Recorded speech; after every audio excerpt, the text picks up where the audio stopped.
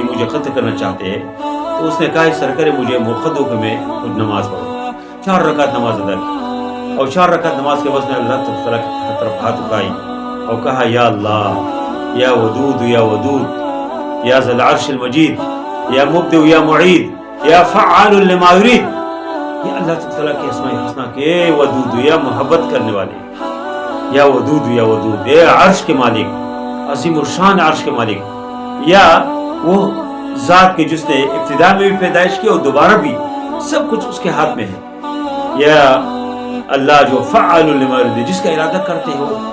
وہ جو اس کا ارادہ فرمائے وہ کرتے ہیں۔ اور پھر اس کے بعد دعا کی کہ اسألک بنور وجهک الذی ملأ ارکان عرشک، یا اللہ میں آپ سے اس نور کے ذریعے سے دعا کرتا ہوں جس نے ارکان عرش کے ارکان کو بھر دیا ہے۔ واسألک بقدرتک التی قدرت بها على جميع خلقک، اور یا اللہ میں آپ سے